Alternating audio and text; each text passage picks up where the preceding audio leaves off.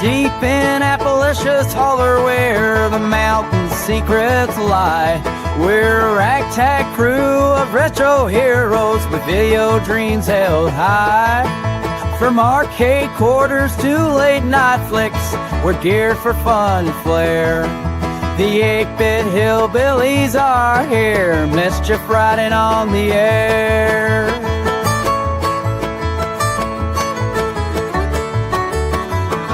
Chief RGS with bourbon in hand, tossing movie quotes on the fly. 6-inch turkeys itching for a scrap, ready to stir up the fight. Chan Argan holds ancient lore, guiding us through pixel night. Zesty Buffalo, the charming outlaw, sets the arcade aglow. With a spark that never dies, Obey Joe laser sword in hand, prepping for Tuesday's glow. We slash through digital dungeons and soar past sci-fi heights. In our pixel paradise, we roam from dusk till early light. We're the 8-bit hillbillies, and we're ready for the show.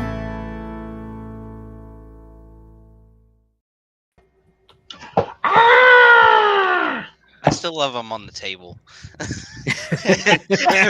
That's where condiments belong, on the table. On the table.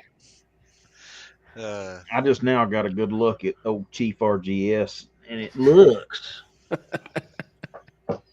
like he may be sporting a stash again. I am indeed. He's like, Yeah. Yeah. Yeah. Yep. Yeah. He's sporting a stash Oh, again. I can make that video bigger. Ha. Who I gotta knew? move this around. I keep looking at the wrong screen. Let's see here. We can do all kinds of fun and exciting things. This was it. Boom. Oh, Oh, boy. There you go. Lord. Look at There it that. is. Look at that. So, which porn flick you're in first? Miami Well, Heat. We had talked about trying to do the fusion, and then you could end up with Ron Jeremy. Ron Jeremy. But yeah, I don't think that's going to work. Jones, Handing out the mustache rides. I don't know. Don't ask. I don't know. I don't know. Hang on. oh, there you go. Now you're Yeah. back. Oh. I mean, I kind of liked it. It was just the glowing eyes Right? that is Yeah, I Janet. was going to say The Ghosty Jones. I put up. I moved all of the lamps that I own, which is apparently 2. Besides the one that's there, All 2 of them. all 2 of them, and I put them in the back of the desk. So hopefully, I mean, it's dark outside now, so No, your lighting's good. You're, I mean, you're very lit. yeah. the only He's thing that I lit. would say is you might need to try to move your mic just a little closer to your mouth. But don't It eat the doesn't- mic. it doesn't go much closer. Can I turn myself up? I think I can turn myself up. Or settings, Yeah, actually, you should be able to. mic volume. How Sorry, about now? folks. We're still winging this. loud? So. How about now? Can If you hear me now? unclick the automatically adjust mic volume, you can. I turn did. it up. Jarnigan is Am I better now? void. In the void. Actually, I tell you what, since we have actually a decent amount of live viewers, if anybody is not coming across loud, go ahead and put that in chat, and we can make that adjustment. We'll let you all be the judge. We can solve this in production. Have the tools. I mean, I don't always test my stuff, but when I do, it's in production. it's in production. I'm going to say most of us are in IT or dabble in IT, and I mean that's the way to Just throw it into production. I We'll just- hear about it. Throw it. I just beat on things till they work. That's fortune usually- favors the bold. Yeah, that's usually my methodology. About Yeah, took I mean, that to the so wrong it's place, but I'm going to leave it alone. No, the Yeah. joke was also implied. Okay, very good. So welcome to episode 9, Full House. episode. Finally, First time. for the first time since we've came back with the intro and all the fanciness, the new hotness. Yeah, full house, everybody on deck. All 5. This is going to be another in our what I'm calling Now You're Playing with Power series. So we are going to dive into old issues of Nintendo Power and walk down memory lane, discuss what's in those issues, talk about whatever memories come up, see what other rabbit holes. I mean, anybody that's watched us a little bit knows we love chasing rabbits and squirrels. Boy, howdy. At least for those of us born in the previous millennia. Yeah. Okay. Yeah. Thanks for that. You're welcome. It's what I'm good for.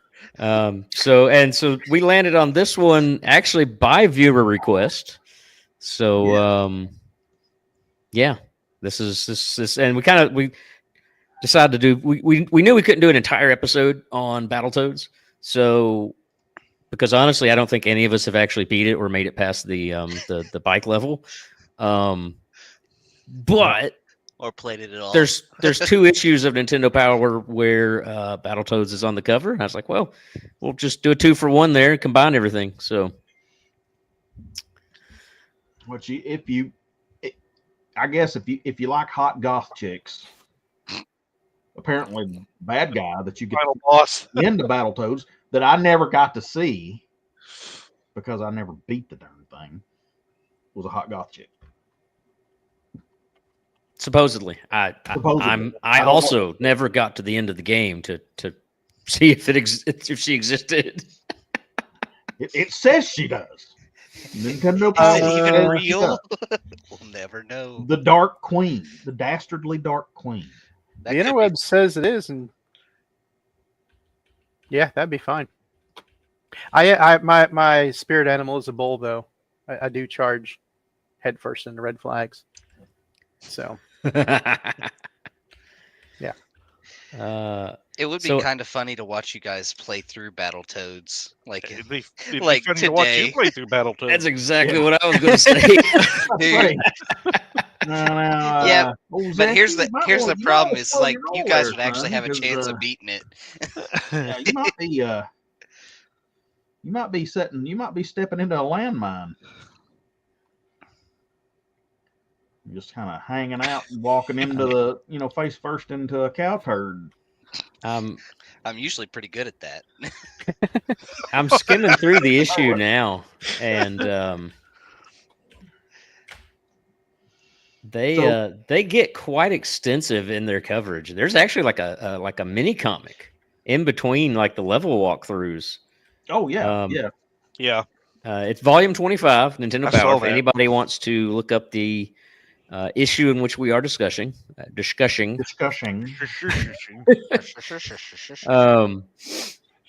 We will also be diving into issue 49 as well. That one features Battletoads and Double Dragon. Yes. There's actually more in there too. Which I have played. Yes. Yeah, I have played Double Dragon as well, but there is actually something there at the beginning, right near the beginning. If you're looking at 49, there's ball shooting. Man, this is a weird place, Bob. But that's not what I was going to talk about. What I was going to get to was Tasmania. I played snot out of Tasmania. I loved Tasmania. Here's your first squirrel. Yep, Tasmania is the squirrel. So just going to say that, yeah, oh yeah, I love it. I'm not helping. I'm with you. I'm after the squirrel too. You know what? Forget Battletoads. We're going to talk about Tasmania. Tasmania. Used to watch that show every day I'd come home from school. Dude, that's right. Tasmania. Tasmania. So, but no, God, yeah. they So are just ugly real quick toads. squirrel on that one. But so like the original, it actually has like a walkthrough of all the levels. Not that I've seen past. Not that it did any good.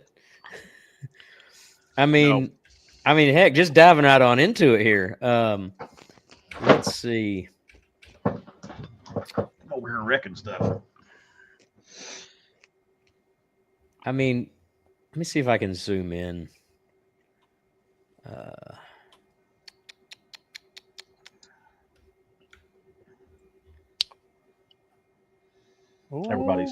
Everybody's trying to research stuff now. It's like we are now focused on looking at it. Okay. Now, so here's what I was going to say. Not that it was entirely super helpful. So I'm looking at the one that goes over the bike. they weren't really bikes, were they? They were like hover bikes. Hovercraft, yeah. Turbo tunnel. Potato, tunnel. Potato. Yeah. The turbo tunnel. I'm like, I mean, I guess maybe you'd use a magnet. I mean, it's just down, up, down, up, down, up, up, down, down, jump, up, down, jump, jump, jump, down, up, down. And that's just part, A into B. But I'm just like, I remember how brutally fast that level went. I mean, it just, and you only had so many lives. Turbo tunnels as far as I ever got in the game. Yeah. Because the first couple of levels were, had just enough on them. Sometimes I'd be kind of strapped for lives or whatnot by the time I got to the turbo tunnel. So I'd get like maybe 2 good shots, maybe 1 if I was lucky, from what I remember. I like the tip. You see the tip? Number 1, keep your eyes on the road. It did so good. If there was a way to test if you had Jedi reflexes, this is it. Turbo tunnel would be it. You pass turbo tunnel, you're a Jedi. It's probably also what they have New York taxi drivers go through in You're order a wizard, Harry. Yeah, it was pretty unforgiving. I mean, I can keep going. Let's see. Of course, they did. I mean, they jump, jump, jump, down, up, down, down, up, down, up, down, up, jump, jump, down, up, jump, up, down, up, down, up. Teenage Mutant Ninja Turtles, and then stuff like Bad Dudes and Double Dragon. Those ones, I mean, those were all kind of the same kind of deal with like the side scrolling and stuff. It's just like with Turtles, you had the dam trying to swim through and defuse all the bombs. That level, I think, gets a bad rep because it really, once you've done it, it's really not that bad. Yeah, but I mean, when you first started, that one was that was the most frustrating level in that game. And then I played Battletoads. I mean, it only took you a few tries on the dam level for TMNT, but then Battletoads, this was like controller chucking angry is what this was. I pushed up. I jumped. I swear I hit the button. It was just so unforgivingly fast. It's like, we're going to run you through here at Mock Jesus, and you can just, Jesus, take the wheel. You can just down, up, down, up, down, up, jump, down, up, down, down, up, jump, down, up to your heart's content. It's kind of funny, though. This right here, it says hit the jumps. Don't press the A button when you hit a launch ramp. Just let your momentum take you airborne. Boy, if I had known that back then. Right? I mean, I know what you're talking about. I know exactly what you're talking about. I made the same mistake. Just hit the ramp. What do you think about it, Joey? I seriously don't remember ever playing that game. Either that or it was so traumatic. Your brain has totally blotted it out. There is that possibility. I have no idea if I've ever played that game. That psychologically, you have locked that memory down. I don't know, because I don't think that's true, because the games that I have played that I despise like that, I fully remember. Oh, yeah, that's true too. You gotta remember Joey is highly competitive. You always remember the ones that just The wear you ones out. that kicked your ass. Kicked your ass, yeah. Watching Joey get into standard has been Well, hilarious. and you know, as I recall, I'm trying to think. So obviously, this came out in the peak of the Turtles craze. You know, you look at the box art; it's obvious Yeah. what they were catering to, Yeah. who their target full audience on. was. I picked this one up on a rental from the old movies. Oh, movies. Yeah, Way back mine in the was day. Yeah. But I'm looking at this box art and I'm like, man, these guys seem pretty cool, kind of like the Turtles. I mean, what's not to love? The difficulty. Yeah. Yeah, that difficulty. You know, I got it home and I remember the first couple of levels, mildly tough, but like beatable. Like, just kind of made progress. And then again, the dam that was the turbo tunnel. But so, that is one thing I'll say I appreciate about Battletoads was the different types of gameplay within it. Like it wasn't just side scroller. It wasn't just purely a side scrolling beat 'em up. You get that from the first level, and it's like, okay, it's pretty cool. This makes sense. I get where I'm going.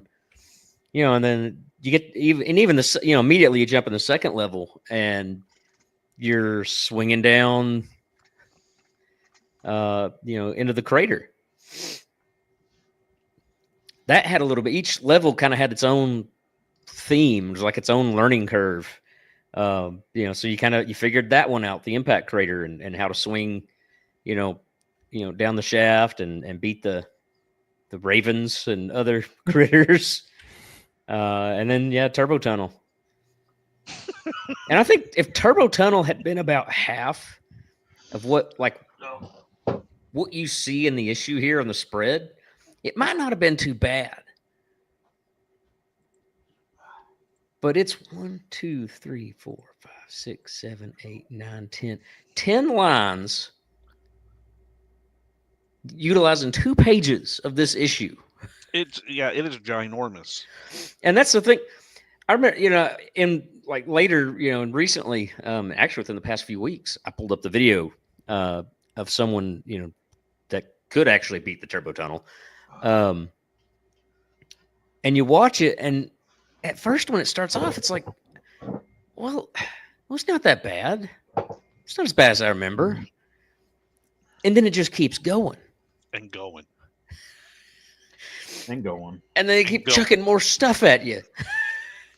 It's not just the jumps or the barricades. And then there's just airdrop barricades in on you. And then they're just It's like, just to take a look at the length of you're this doing thing. awful well.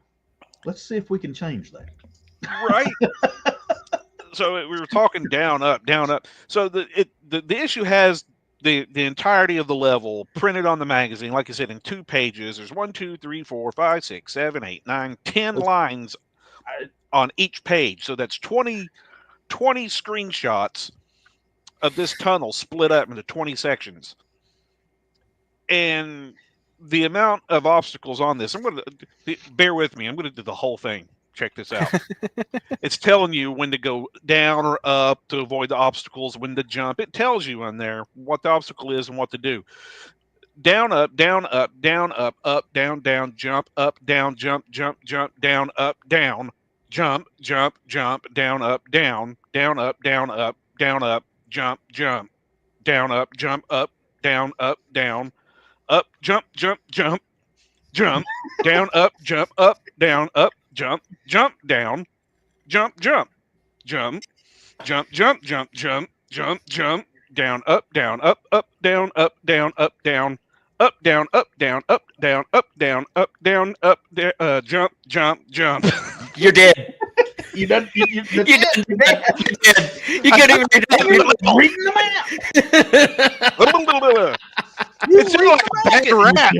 You could tell they were trying to trick you just because it kept going. It would do it like 4 or 5 times in a row, and then switch. Oh, yeah. It would do the same Keeps you thing. comfortable. It's just like I went up, and I went up, and then I went up again, and I should have went back.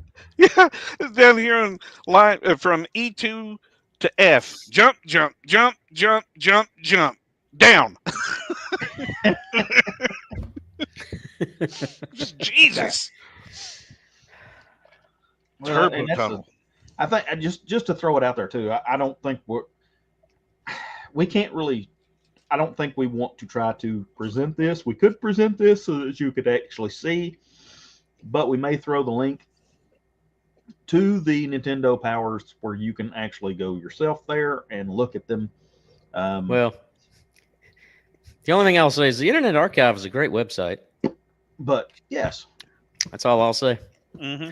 Yeah. So, I mean, it's just there. I mean, it's you're not downloading anything. You're yeah. It's one of those things where I'm not condoning piracy, and but I'm just saying, a great website is Internet Archive. I've been there before. I don't know where you'd find it anywhere else. Yeah.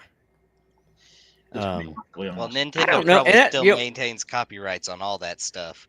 Probably. Yeah. I mean, and we're all about trying to dodge any issues. So I would really like to not get taken down. So that would be great. That would be nice. Fantastic. So yeah, it's very easy to down, up, jump, down, down. Dead. It's like a bad dance. So how far in was this turbo tunnel? Second level. No, it was a third. Third level. Third level. Yeah.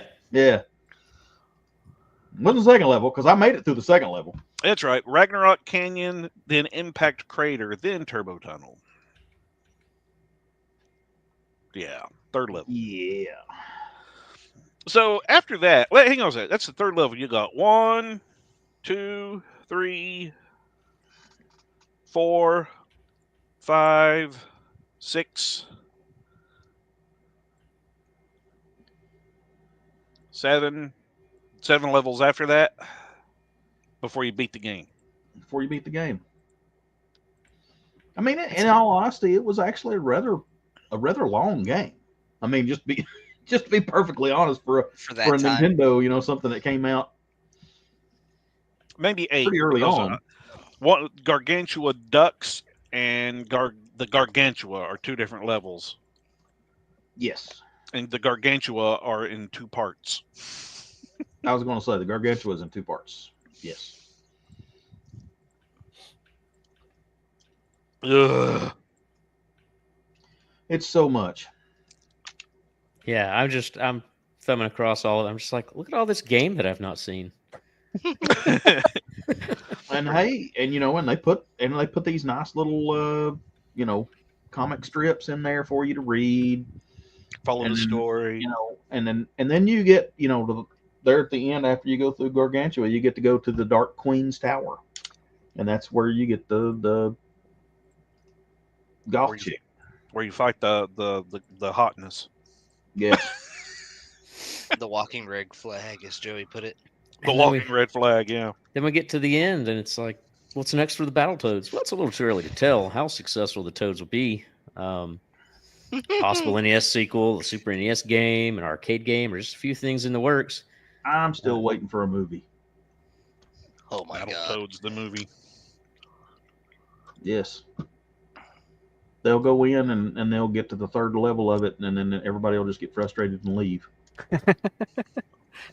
30 minutes in the movie, they're going down, up, jump, down, up, jump.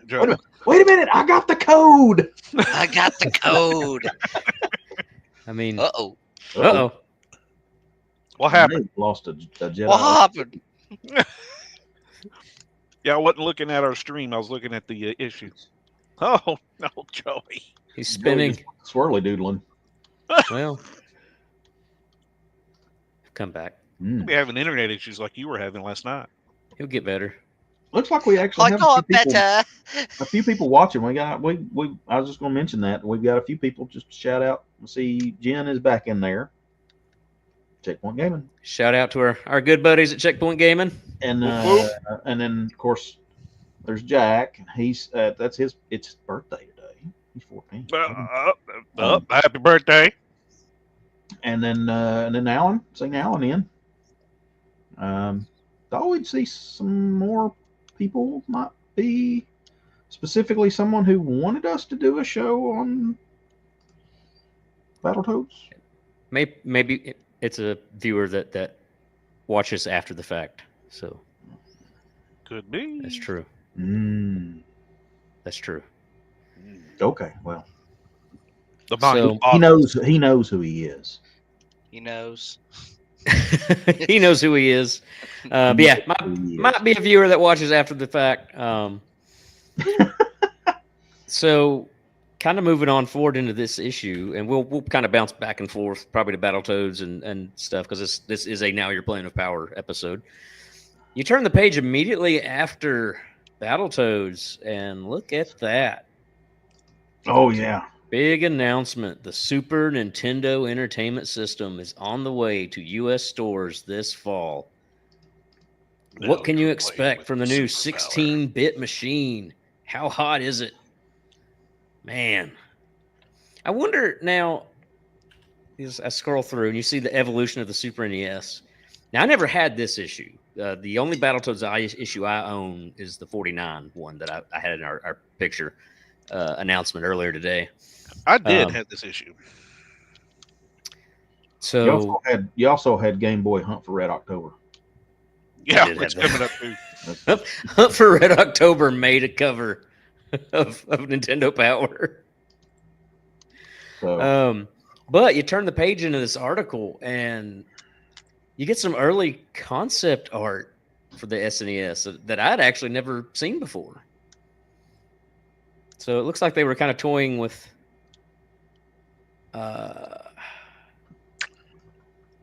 little bits of design elements that you sort of see in other consoles or later refreshes for both the NES and the Super Nintendo.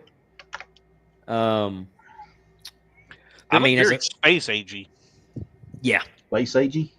Space agey. Is that Sounds like an air. is that the technical terminology for that? Space agey. Uh-oh. My phone just blurped. they cut the power at Obicho's. What do you mean they cut the power? They're animals. What? There's my obligatory aliens quote for the night. Oh. They cut the power. What? There it comes. He got better. He got better. I got better. Wait a minute. He kicked Speaking me of which, over. rewatching that in theaters was amazing. No, that's better. There we go. I fixed everybody. Watching this all swap around. All of a sudden, you're just like. Brrr. The only person who stayed where he was at was old Chief. I feel like.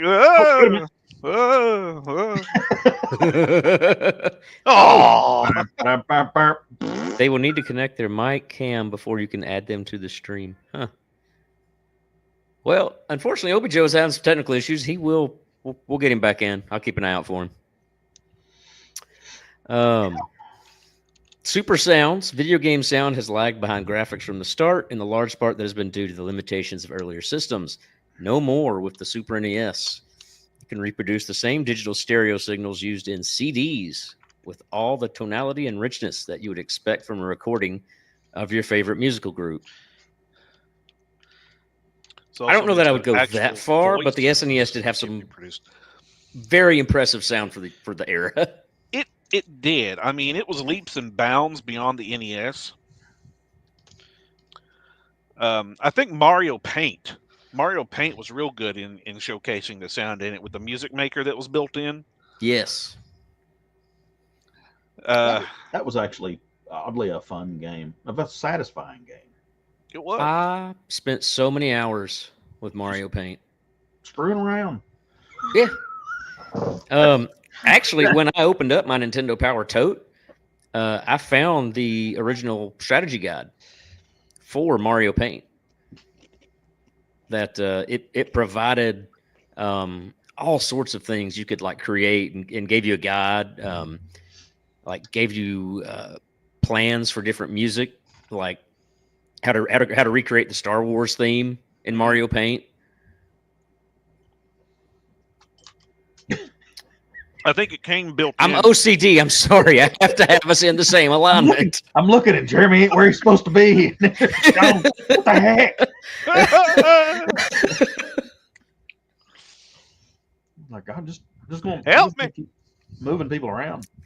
Okay. Well, I think Mario Paint had built in. Didn't it have built in the Mario and Zelda themes already built into it? I think it did. It's been a long time since I fired that one up. Poor Opie Joe tonight. I tell you. Well, all right. I tell you what. I will pause until we get the okay from him that he is resolved. Are you okay, sir?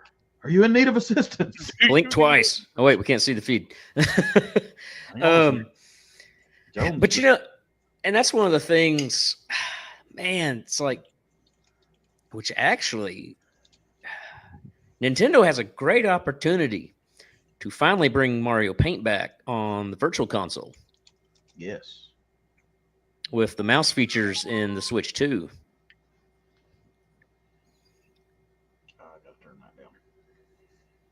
Because yeah, that's one of those things. It's like, you know, if you had the SNES Classic, you don't see,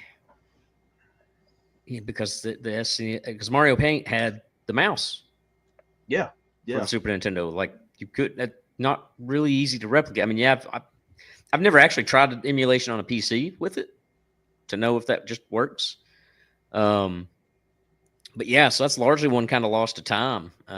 Yeah, I've never actually tried it. I have to consider that sometime. But yeah, that just the thought just occurred to me. Yeah, that'd be a good opportunity for Nintendo to. The Switch 2 wasn't one of the things they're giving you is that it functions like a mouse. Yeah. Yeah, you can turn it on the side and. So I could absolutely see a return of Mario Paint in Virtual Console because you now have that capability on the console. So yeah, but no, you're right. I mean, just spent countless hours just drawing and playing, and yeah, Mario Paint was great. Let's see, what else do we have in? Let's see, rotation, resolution, the curves. Yes, the curves. Super graphics. And I was trying to explain to my youngest today about how we actually got our name. Speaking of graphics, and so we had a deep dive off into 8-bit, 16-bit, 32-bit, 64. 64, yeah. The Nintendo 64. Yeah. And then I think, did it jump from 64 to 128? Yeah. Because it followed like... Because it didn't really do 32. I think you went from 16 to... Nintendo didn't do 32. Sega did. Sega did, and the Sony did. Sony. The PlayStation was a 32-bit machine. We're technically 32-bit consoles. Yeah. And so then of course, I'm driving down the road trying to basically explain to a 9-year-old that we played games, and when we played games, they were new. They call them retro now. They weren't always. You youngins call them retro. Yeah. Old folkies.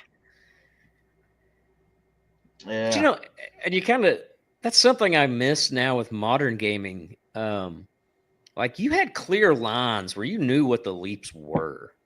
Like, oh yeah. Yeah. You know, it was just, that line is so blurred now.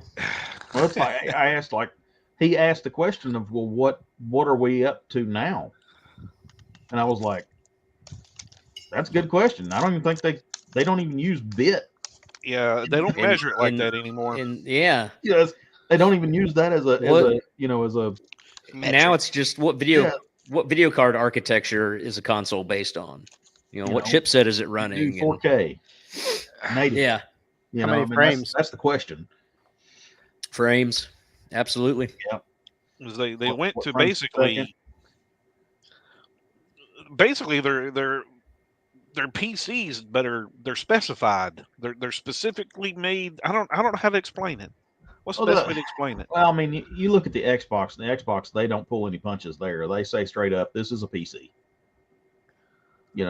This is the same kind of hardware you're going to get if you build a gaming rig, but we're going to shovel it down into something that looks like a small refrigerator, and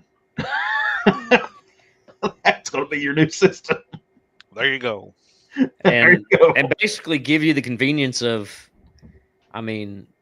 not having to go through building a PC, troubleshooting a PC. It's just a straight up, ready to go box. You plug it in. And look, I've built PCs. I've done it numerous times. Love it. But there's sometimes it's just like, I'm thankful to just have the simplicity of a console. Here's my box that works. I plug it in. I get right to the game. I games. ain't got to worry about what codec I'm using for this. Did you update your video card drivers? Did the video card get updated so that I could play this one game that just refuses to play on any older version of this video card driver? Or does Microsoft have updates for the 16 billionth time? Thank you, Zesty. That's exactly. Here's your Microsoft updates. Dude, I've got one. Literally, my computer says, "Hey, you need to update," and I'm like, "No, right now? Go away." Yes, they will cut you off in the middle of this feed. That would be hilarious, especially after we bashed him. It would be hysterical. Yeah. Oh yeah, now guaranteed now because somebody's probably sitting there going. They feel a disturbance in the force. just he'll get a little thing down in the right hand corner. It's a little timer. It says your computer will restart in 10 seconds. Yeah, just not even 10 seconds. It just goes in 9, 8, 7. It'll be a big firmware update. I'll be gone for the next hour. It's like the Windows versions went from 22H2 to 24H2 like instantly.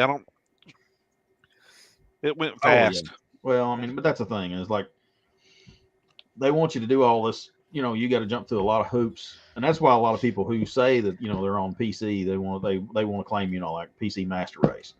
And of course you even have that in amongst PC players where you've got people who just want to use Windows. They just want to get on something and play.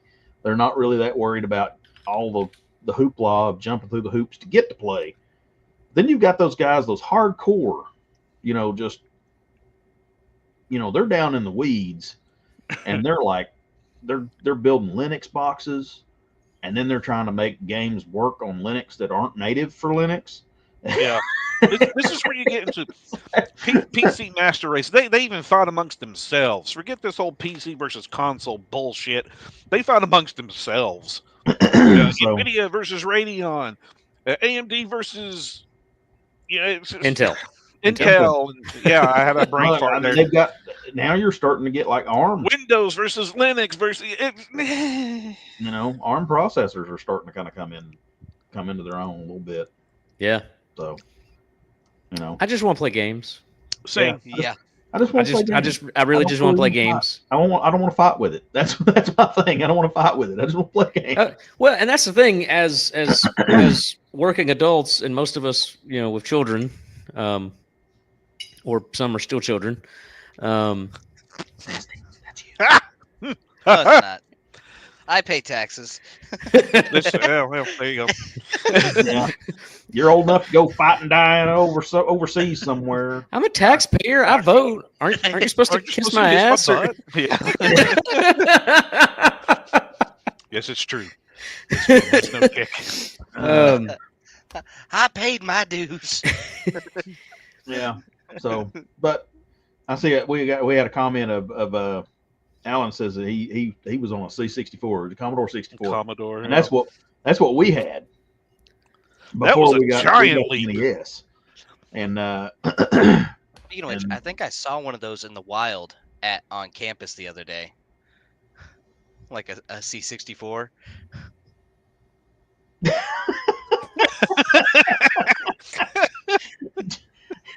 Poor Joe, Poor Joe. I'm pretty sure they're speaking a foreign language. Yeah, my system settings apparently reset, and I came back that's and not everybody- English. everybody What was are they talking about? speaking Dutch or something. There were definitely English words mixed in. We're speaking Klingon. But yeah, I was laughing because they were getting ready to junk it, but I was like, I kind of want to snatch that thing up just for shits and giggles. But yeah, I mean, big leap. Huge. Yeah, Like, remember I mean, when that was a huge leap. I mean, you knew when you were at the next level, and like we crossed another line, another Yeah. into a new realm. Yep. I miss that.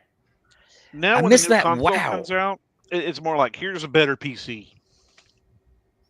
But you can't tell. I mean, No. you really physically cannot tell. You get a new PC like nowadays. It's like I can get a new PC, sit down with it, look at the internals, and say it's an upgrade from what I have. And then I put Windows on it, and Windows is a bloated hog, and the PC doesn't really run any better than the other one. At least not well enough for me to say this was worth an extra, $800. I mean, $1,200. And the Even- extra electricity. Yeah, Yeah, even in the extra PCs. electricity to run it. And PCs used to have the same thing. You'd overhaul a PC and you'd have those same lines, those same improvements. Well, I mean, you would go from the different chipsets and things on the motherboard, but then you would also go on just the different sockets. Because you went from using the old, like my first PC was a 386, and I jumped from a 386 to a Pentium 1. And I was a 386 DX, I think is what it was, and then I went to a Pentium 1, and that Pentium 1 was light years, in comparison. But my next jump, I went to an AMD Athlon. And so I was, and of course it was the big cartridge. It looked literally like an SNES cartridge that plugged into the motherboard. And that was pretty ridiculous. But yeah, it was big fun. But yeah, you don't get those lines like you used to. Where there was incrementally, there was an actual, you could see that there was actual progression. And in order to do that nowadays, if you really want to be able to see that, you have to be right at bleeding edge technology. And most people don't have $3,200, $3,500 or more to spend on something that's going to be a paperweight in 4 or 5 years. 4 or 5, yeah. yeah. I mean, it's kind of crazy because I was looking at some stuff here recently where they were talking about it's really weird how we've gotten almost a backwards progression in terms of games and CGI and media and stuff.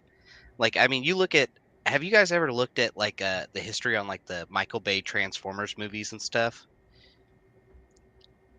So like, I think it was Revenge of the Fallen. They had the big one that was a bunch of different Transformers all merged into one, and I forget what he's called. You're up, Jones. Keeper help, of Jones. lore. I think Sorry, it I was. was looking something up. Which one are you talking about? Is it the construction machines that merged up? Yes. Yeah. Yes. Okay, so that's the Constructicons merging into Devastator. Yes. So Devastator literally bricked, I think it was like 3 or 4 PCs because of the CG on him was just so intense. And it's like you look at CG now and it's just pitiful. It's Yeah. like there were people that literally spent days of their life making sure every aspect of him was perfect, and they were optimizing. They're like, so what actually needs to be like fully rendered and what doesn't? And it's like and he was only in the movie for like 2 minutes. They rendered everything on him, right down to his big steel wrecking balls. Yeah. I am under the enemy scrotum. Scrotum. Baby. And I No, mean, like, the same thing goes for video games. Like I was looking at The Witcher 3, and it is just a breathtaking game. And it outshines some of the newer games. Like, some of the newer games have better like shadows and stuff now, and like the lighting's better, or maybe the water graphics are better, but like there's just more detail in the older games. And I don't understand how we went so far back. Like, Cost and time. well, yeah, Yeah. that's probably the I was majority of gonna it. say, well, It's just I mean, just look lazy. at. I think they're just look leveraging at the stronger Disney PCs. and the way they're doing Star Wars and Marvel, and It's lazy. it's laziness. Look at And Disney and their does- CGI dwarves. Well, and that's the thing. They don't want to pay. I mean, OBJ's right. They don't. Sir, They don't want to pay. those are magical creatures, not dwarfs. Oh yeah, my bad. That's shame on you. I mean, go back and look at some of the original Iron Man suit ups. Oh yeah. I mean, you really felt like yeah. he stepped on a platform and was being wrapped up in the suit. And then he gets to the nano suit, and it's like, that really actually doesn't look as cool. Yeah, I'm not as impressed. And what's funny is we're talking about how that looked and what the graphics looked like on that CGI. And when he was first talking about Devastator going on screen, my attention was diverted because I was actually looking up a graphics comparison. 16. So we were talking about the bits, right? You knew that you crossed a threshold when you went from one system to the next, when you went from 16-bit to 32-bit or 8-bit to 16. There was one game actually in the Super Nintendo's lifespan, late in its lifespan, Street Fighter Alpha 2 came out on the Super Nintendo. Who knew that? I Right? didn't know that. Street Fighter Alpha 2, the Street Fighter Alpha series came out on PlayStation, just like, one after the other. Alpha, Alpha 2, Alpha 3. But Alpha 2 came out on the Super Nintendo. And a graphics comparison, if you look at what they could do late in the life of the Super Nintendo, a 16-bit machine, it was pretty awesome looking. You could almost, at a glance, not even be able to tell if you're looking at a screenshot from the Super Nintendo versus the PlayStation because of how well they did that. They got very efficient with what they could do with the resources, and that goes for any console, any PC. As it gets further, you get more efficient with your resources. I mean, Right. even late stage PlayStation 1 games were extraordinarily impressive. Well, with what they you had could do. to because you weren't changing the hardware. Yeah. You're Yeah, having to be more efficient with what you had. Whereas, and like that's what I was trying to say is I think now they use the fact that the PCs are so much stronger that they're leveraging it into they can just be lazier. Whereas, like, you look at the older systems and they would put more care and attention into, compacting things and making things not take up as much room because the consoles couldn't handle it or the Well- computers couldn't handle it. And here's the other thing too is the back to the time aspect. Used to remember we were kind of it was like about a 3-year life cycle between sequels. Big high budget science fiction fantasy movies. It was about a 3-year life cycle between them. Like Star Wars, there's 3 years between just about every Star Wars movie, 1 through 6. And then and then suddenly, it's down to 2 years. So they've started yanking time. Well, 3 years between episodes 1 through 3, 20ish year span between 3 and 4. Well, Lucas had to develop the technology, but Yeah, and then back to a 3-year gap between. 4, but 5, you and had a whole extra year of just CG cranking time computer, they were working on that. Just running, just Yeah. basically, And now it's like, now we want this, resources. we're filming, you better crank this out. And I mean, they just started filming Avengers Doomsday. And it's going to be out at the end of next year. Like, wow. That makes me worry about its quality. Yeah. I mean, not necessarily quality of the writing. I know that they've had some writing issues. Some of their previous movies, Captain America. I'm sorry, but I can't tell you or let you go run off and tell Captain America what I'm going to do. Because I want to tell him what I'm going to do. Because I want to tell him. I'm going to tell him. I'm telling him right now what I'm doing. But because they've had time to hash out the story. It's what's it going to look like? Yeah. If they're gonna film it that quickly, what's it going to look like? And it's right back to that whole CGI looking thing. What's it gonna look like? Yeah. So, squirrel. Back to Squirrel. Nintendo. Squirrel. Yeah. Back to Nintendo. Power.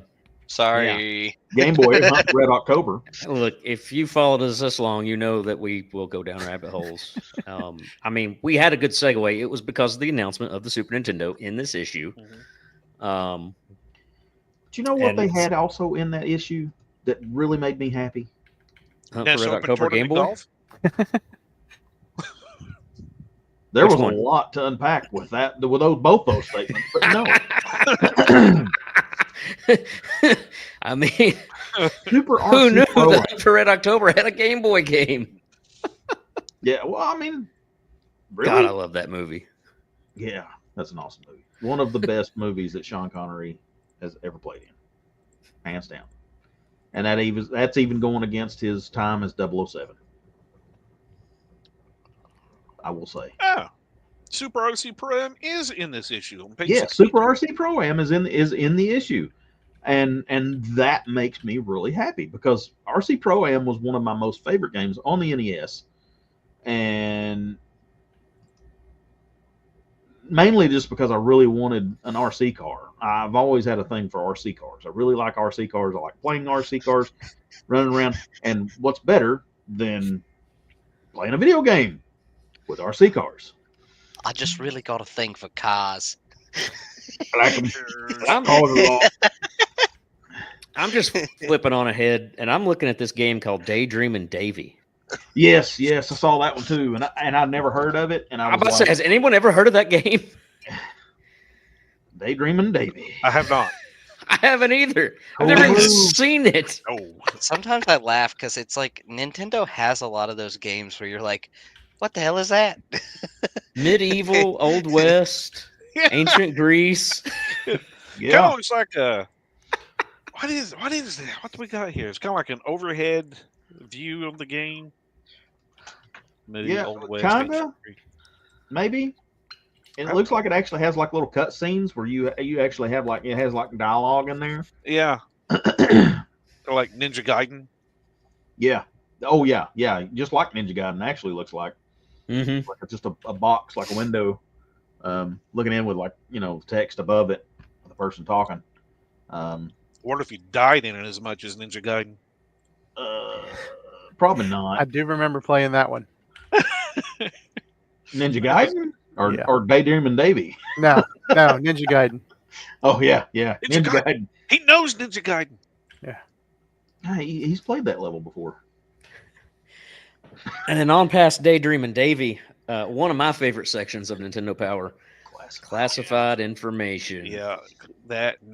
And you notice what's on the second page of that? Mega Man 3. Yeah. What I find cool about that is they actually give you an explanation on how the passwords worked. This is my first time actually seeing that, so I'm actually learning something new here. How to design a password to kind of manipulate Mega Man 3 to get where you wanted to be with certain items, bosses beat, levels. I mean, and then it's got some other stuff. Like on into the classified information section is Super Mario 3, which I mean, one of the all-time greats. If you're going to play a Super Mario Brother game, That's Location fun of the to play. warp whistles. yep, location of the warp whistles, 3 in total. and then Double Strength Dragon. There's Double Dragon. 2. So 2, yeah. And DuckTales. So DuckTales. yeah, DuckTales. Woo! Oh, this I played DuckTales, beat that game over and over Oh, I and know you did. over. Lord, I remember you played the fool out of that game. I could beat that game with my eyes closed. I loved it. I mean, just an all-time great platformer. I mean, just you're right. I mean, I did. I played the shit out of that game. You did. And my mouse died. Uh-oh. All right, that's all right. I have another one. All right. So what other new releases did we see? It's all right. I got another one. Okay, so the Battletoads issue, that came out 91. I don't 91. remember what month. Well, that's what I'm going to the front to see. I'm not seeing it. June June. 1991. Yep. Let's see.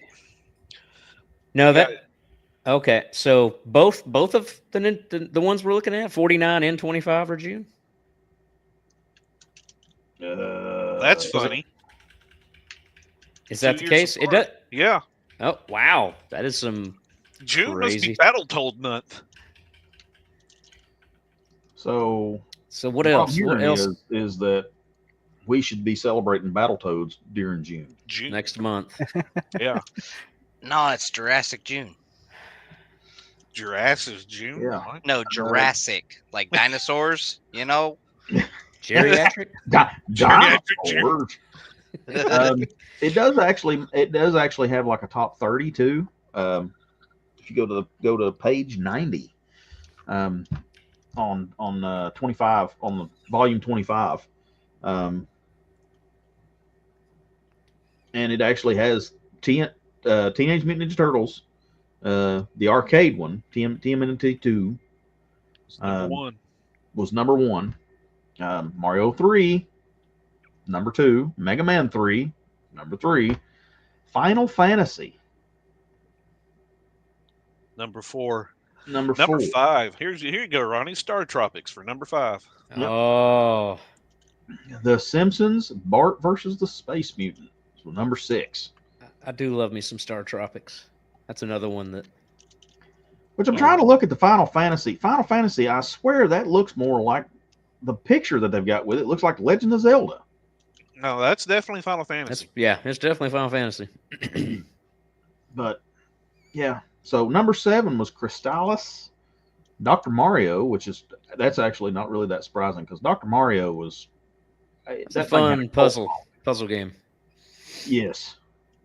Dragon Warrior 2. I don't even know if I know what that is. I don't know that I played that ever. Know anything about it? Yeah. I've been wanting to play Dragon Warrior 3, the HD 2D remake or 2D HD remake, whichever. I hate that I missed it on sale last week. It was, and I meant to. I'm like, man, I ought to pick that up. I've been wanting to play it for a while, and I just. One of the things. But hang on. Go back a few pages, because does anybody know anybody? Has anybody seen an internet article? Anything? Who won the golf cart and 2 sets of golf clubs? Yeah. Players poll contest. Give it to Dad for Father's Day, or keep it for yourself. A real golf NES cart. Open 2 golf sets of visors clubs. and golf balls. NES Open Tournament golf game packs. And 50 winners will win the Nintendo Power jerseys. All right, hold on. You're going to search the internet. I'm going to search it. We're gonna find Somebody out. on Reddit is like, my This dad is a- won this golf cart and two sets of golf clubs when I was a kid for my Nintendo Power magazine. Yeah, so it's got a players poll contest, and it's actually got a golf cart and 2 sets of clubs and a dude dressed in a pretty terrible Mario costume. Hey, given cosplay technology at that time, that Mario costume is pretty good. I mean, sure. What was that? Players poll contest. That's what that was Yeah. called. Yeah. The keeper of the lore is doing the historical search. He's doing the digging. So did you play Daydreaming Davy, Joe? I don't believe so. I don't know. I don't think anybody has. I've never heard of it until we've just started discussing. Yeah. Tonight. Yeah. I mean, I'm sure my sister probably has. I could reach out to her. I mean, you I don't know. I feel like that'd be a stretch even for her. I mean, I'd be curious. If anybody out there has played or heard of Daydreaming Davy, please chime in. I got the Counselor's Corner, RoboCop 2. Where are the hidden nuke factories?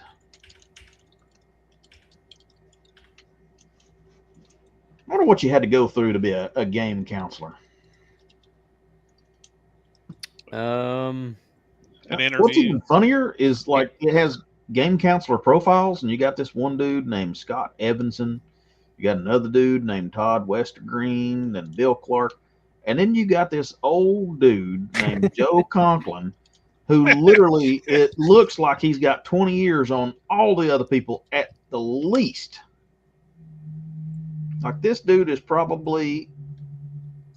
he's probably like in a nursing home or something somewhere by this point. What's funny is that him and Bill both favorite game is Destiny of an Emperor.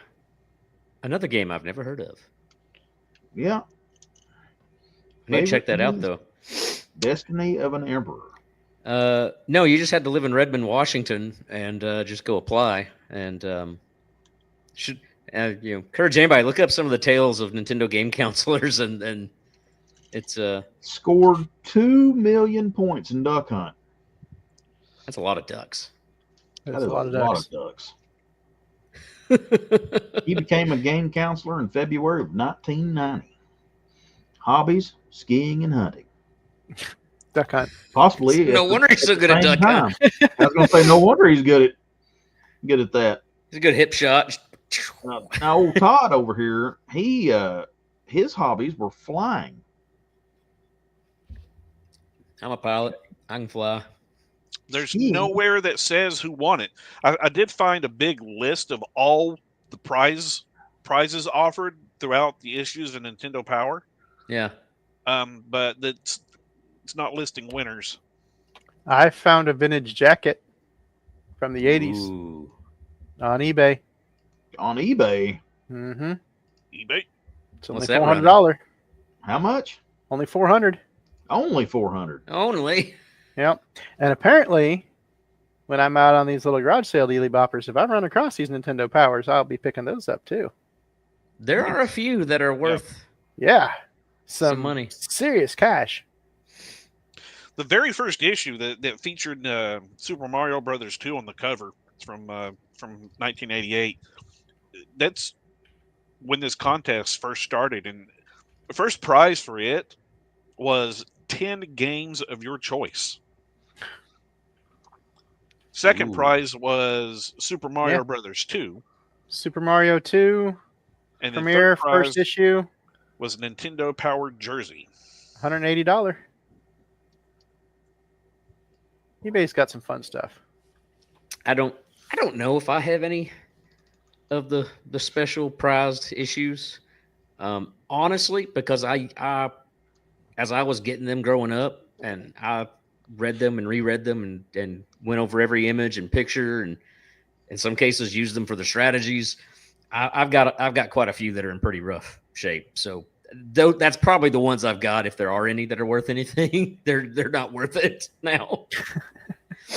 Now, I have one that I got, and it's one of the first I think first issues of Nintendo Power, and I had to go and find it. Yeah, it's and it's the Super Mario Brothers 2, and it's in pretty. It's kind of in rough shape. I mean, it's in okay shape, but it's in rough shape. I've looked at getting some others, and I know that we actually went. Me and you did, I think, Ron. We went and got the last issue ever printed.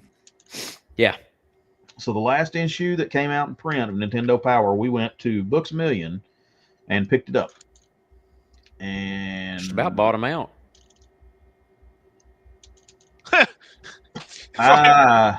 Volume 27. The contest on it, its theme was Bill and Ted. First prize won Bill and Ted's telephone booth. Installed. I've seen that too. Who won that? Where their is that phone person? Their phone bill paid for one. We gotta know. Well, it's funny you mentioned that because on Pack Watch, which was a look into the future of NES game packs, there was Bill and Ted's Excellent Video Game Adventure coming up. So 2 issues down the road, or 3 issues down the road, yeah. Yeah, 2. We're on 25. Sorry. Yeah. Alan says he's never heard of Daydream Davy. So chat. So it's like oh, we're batting 0. So, we're at the hour mark now. Let's go ahead and switch gears to issue 49. So, oh my goodness, I won't do the math, but we're jumping, a good bit into the future. Let's see what's changed in the video game world. Cracking open Battletoads and Double Dragon, the Ultimate Team. Played it. Toad Special, 3 systems, 3 games. Guaranteed NES, Game Boy, and Super Nintendo at this point. No longer a dream. It's coming out. It was coming out this fall in the Battletoads issue, so it's out there now. This was June 1993. So you went from June back to 91. basics. Game Boy Basics set, $49.95. Golly, yes, geez. Man. I remember when that first came out, the Game Boy itself, it was $80 or 80 to $90 when it first came out. Oh, I'm looking at the so we have the table of contents there. The SNES version of Bob. Bob sticks around. Apparently. That's hilarious that they managed to line those two up with these June issues years apart. Man, this is a weird place. Bob's got a date. And there's Tasmania. Tasmania, yep, right there. Dun, dun, dun, dun, dun, dun, dun, dun, dun, dun, dun. I really appreciate that. Oh, sorry, never mind. I got mixed up on Bob. I think I got ahead of myself there. Yeah, Bob, that was when we were talking about. That was when we were 49, but it's fine. Everybody knew what I meant. Yeah, we'll be all right. It's all good because we're back in Tasmania. Yep. I used to love that cartoon. And I did too. I'd walk around making Tasmanian devil noises. I'm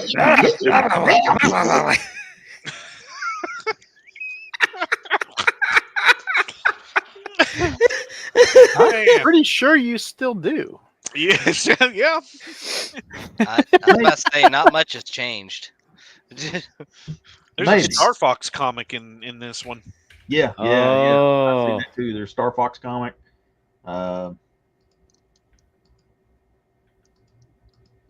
Which was neat. And then Super Caesar's Palace. I love that Star Fox. I loved when Nintendo did the whole series of comics based on their mainline games. The Mario World comic, the Legend of Zelda comic, the Star Fox comic were all fantastic. It really expanded on the lore of those games. Added a whole lot extra to them. I've actually got both the Mario and the Zelda comic. They did release those in a full graphic novel format several years back. But I love that feature every month. I'm looking at the Battletoads and Battle Maniacs, Yeah. and they're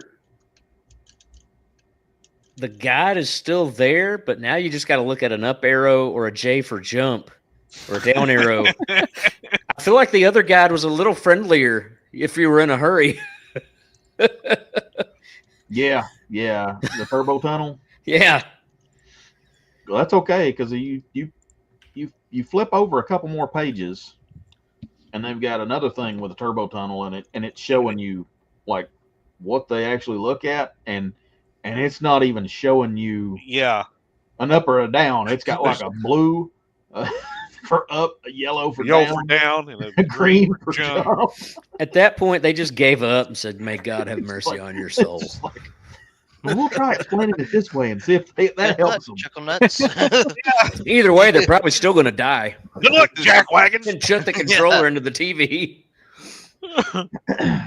But Well, hey, this back one- then, the CRT could take it and the controller could take it. Well, this one was Yeah. the Game Boy version, so you'd be chucking your Game Boy. Chucking the Game Boy across the room. Ah, hell, it was a Nintendo product. Back then, it could take it. I was about to say you could Remember crack when- them to death with a Game Boy. Remember when G4, and I think it was X-Play, did the drop test on consoles? And the Cube was like, Heck, they should have hired me. I was real good at that. Oh golly!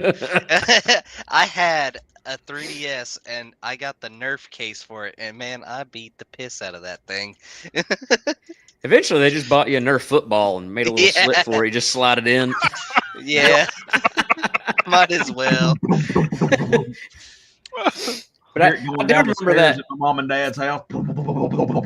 I do remember that X-Play, and they dropped that GameCube from a crazy feat. And like the top lid got a little side goggle, but man, that thing would boot up and still read a disc. All they did was just like it broke the opening, and so they just pushed it down and set a weight or something on it to hold it shut, and then hit the go button, and it powered right up. And they plugged it up. Yeah, plugged it up, played it.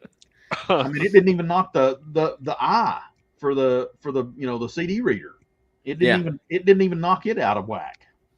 And they dropped it from like 8 feet. Just like dropping weights on top of them and all kinds of stuff. Yeah, I encourage anybody to look up that old. I'm sure it's out there on YouTube land. The drop test that they did. They did it, the PS2. And the original Xbox. Which the Xbox, I was figuring it would hold up pretty well because that thing was a brick. But that thing was. You could use that thing as a boat anchor. Yeah, we got. I mean, heck, the original Xbox controller, the yeah, that thing. The Duke. Use that as a flail. I think is what they called it. Speaking of controllers, check out page 62 on this issue. I was too busy looking at Star Fox Act 5 fixing a hole. Oh, man. I need to see if they ever went back and did this in the graphic novel version. Because I would love to collect it. Like I did the... we've got the controllers, the Pro Pad, the So power stick. Here it is. All right, now, so Janigan, I know you had the SN Pro. Yeah. And I had the ASCII pad. I also had the ASCII pad. Okay. But here, later in life, I now understand why I had such an obsession with the Super Famicom, the Japanese colors for Super Nintendo, is because these controllers that we got over here still followed that pattern. Yes. And so, yeah, having that ASCII pad, that's why I've always gravitated to that color scheme when it comes to Nintendo and the controllers. The next page, there's the mouse. There it is, the Super Right NES below mouse. Super NES mouse. Right below the Super Scope 6. Yep. Either now or... Wait, it worked with Vegas Stakes? I loved Vegas Stakes. King Arthur's with Mario Paint, Sim Ants, Utopia on the ball. Very, very confused though. On why I like Vegas Stakes and was a No, young gambler. The Super L5. That was real good for like RPGs. You could. And then- It was a one-handed controller. You could do every button with one hand. And then the one next to it, which looks like you're like beaming your stuff to outer space. Oh, The hyper beam. That thing was a. they piece of tried so shit. hard to establish some form of wireless controller back then, and it just You can tell it was using infrared. yeah. And God and bless the had Wavebird it though. had its own, I guess, its own base station. It looks like a satellite dish. Yeah. Super Scope. I got that sitting on the other side of my desk right now. I do too. I'm checking out the In the box. XE the XE1 SFC. That thing's pretty cool That looking. thing's pretty ridiculous, ain't it? Well, these are all controllers. I kind of wish we could show pictures, but I just don't want to get in trouble. I don't want to change. I mean, technically, yeah, we're pulling it from the internet. We're loading up a website. I just don't. You can easily find this stuff on the internet, folks. And look at our reference, but understand that we are discussing controllers that are green, blue, red, and yellow. Yeah, I love that ASCII pad. I've wanted to try and track down an SN Pro pad on eBay to add to my collection. Well, and honestly, even a Super Advantage, I wouldn't mind having. So player or power players challenge. So yeah, at this point, we've obviously now fully evolved into challenges for all three of their primary consoles. Mm-hmm. Revenge of the Gator. Looked up. Their top 30 went to top 20 because now they're squeezing 3 systems in. Yeah. Looked up the game. It's pretty awful. Thank you for following on that sword, Alan. That is why we've never heard of it. Yep. Said this Classified is so awesome. information. Star Fox. Oh, the secret area. I still remember that. Star Fox had one of the best stage 1 themes ever. Yeah.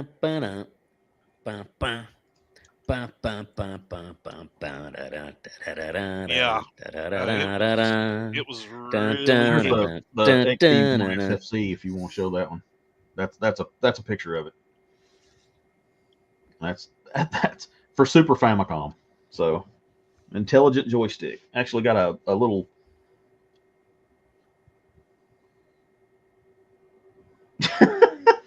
Alan says, yeah, it's here on YouTube if you're curious. But yeah, Yeah, so that is just a fan. I don't know. It may be a horrible controller. It just looks cool. It looks awesome. The Super Famicom branding, I have a feeling they probably didn't release that in the U.S. That might be why I've never seen that before. Micom Soft, Dempa Micom Soft. I don't even know. And does the 1, 2, 3, 4 buttons, does that rotate? Because that looks like a It looks spinny like wheel. it does. It looks Yeah, like like a it little does. spinny mabob. Well, if you look right below it, you can actually see the there's little hash lines. Yeah. There's little grooves you in can- it. That's what I Yeah. mean. It looks like something you could spin. Well, I mean, I'm talking like on the body, on the shell below the dial. I mean, Oh, it's curved, yeah. but I you do can see that actually now. see like degrees, Mhm. around. So yeah, so the 1, 2, 3, 4 button is probably You're right, Jen. Star Yeah. Fox was that game.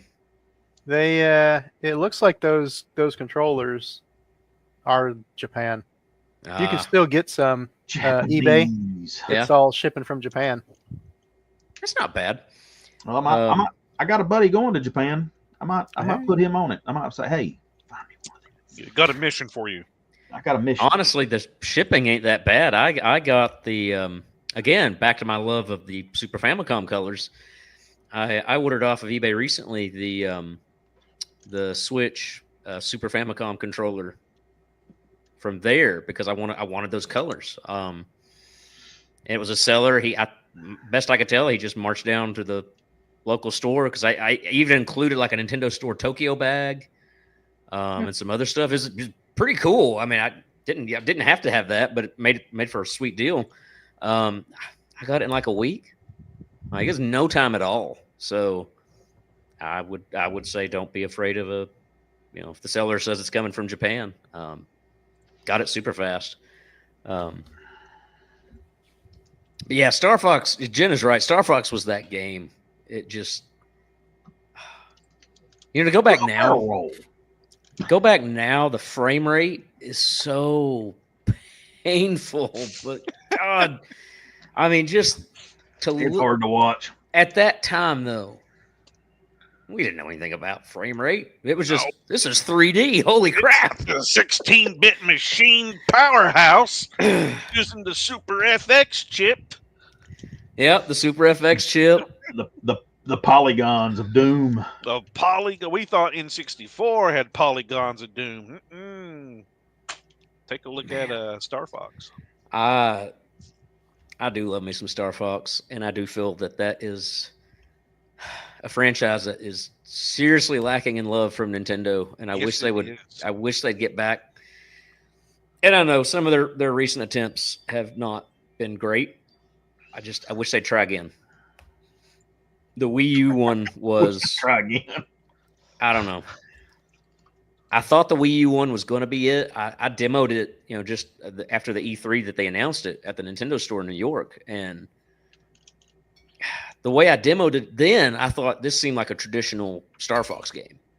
And it was those weird Wii U controllers or Wii U controls that just broke it for me. And just make a Star Fox 64, traditional shooter game. Just stick with, leave me, keep the weird controls out of it. Just let me fly the R-Wing and blast stuff. Right.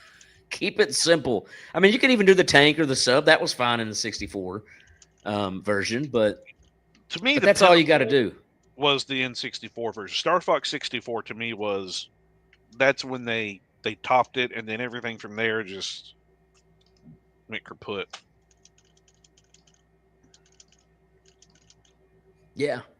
I mean, just think now, because, one of the wow factors of Star Fox 64 was the big open area battle. Like, you're no longer on rails. When they open it up, it's like, holy crap. Fighting above that big pyramid against the opposite team. So many times, I would intentionally not beat the level just because I was enjoying flying around dogfighting. Yeah. I loved it. Think of what you could do now with that in a modern, with modern technology in a Star Fox game. There's a lot of potential in it. Missed potential. I wish Nintendo would try again. Love Star Fox. They're too busy coming up with stupid user agreements and selling you physical copies of games that actually won't have the game on it. Yeah. Some of the guys were talking about that at the card shop today. Talking about going to get one of the new Switches. And then it's the games come in the case, but it's not a game anymore. I mean... This is what will kill Nintendo if anything's going to do it. It's going to be this. I get it.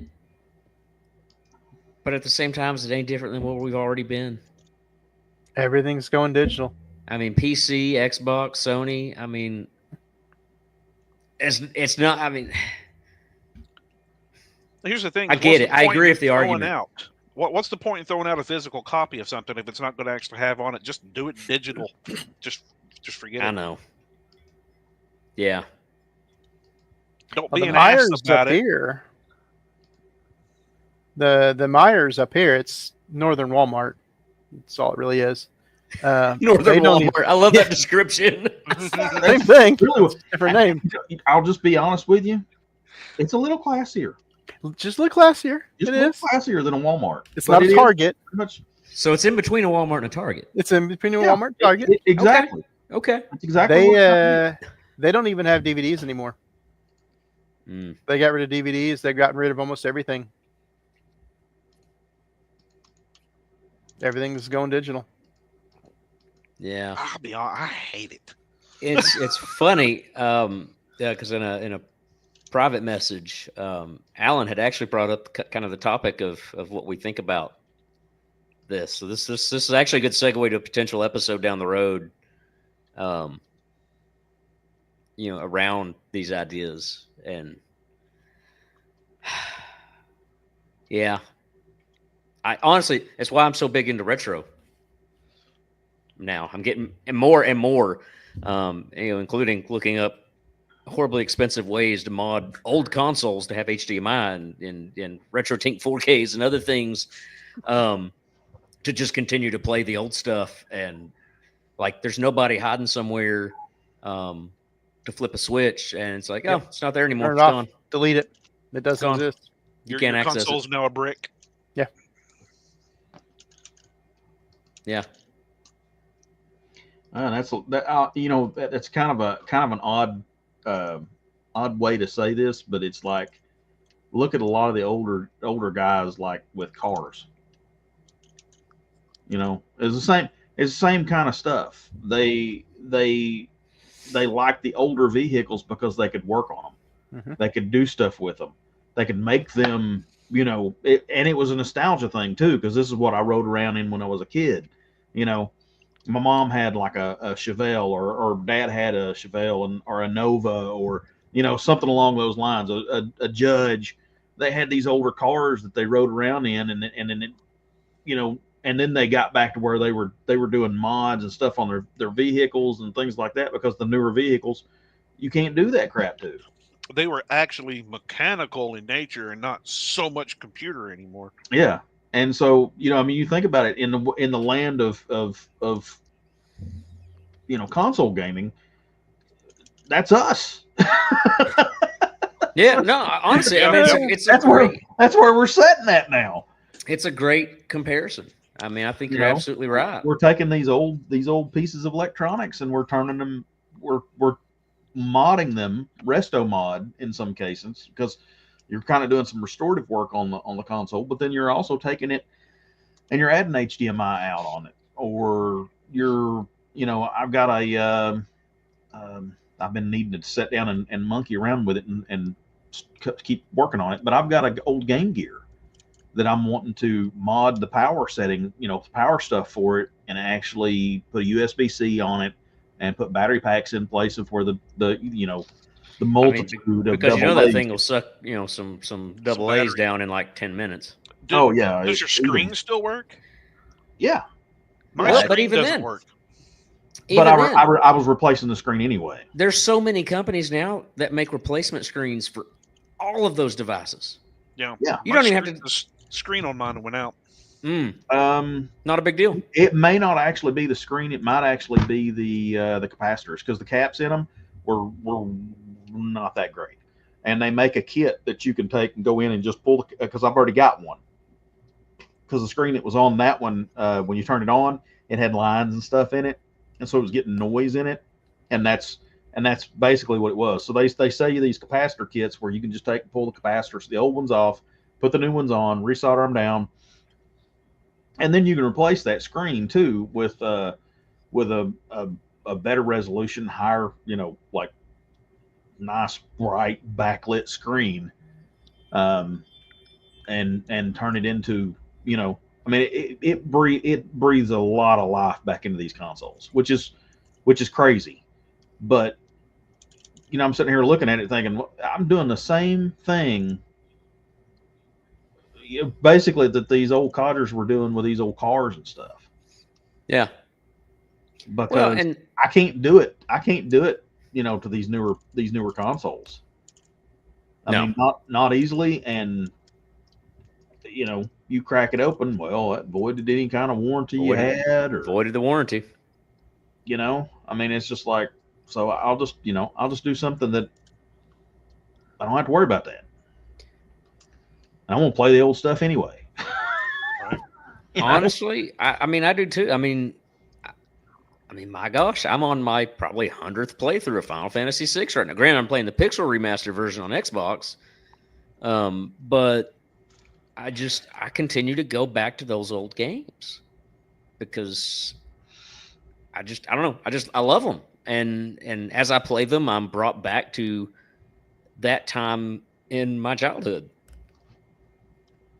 I mean, it just brings me back to like it's my happy place. Simpler times. Simpler times, absolutely. All those memories come back every single time I play those games.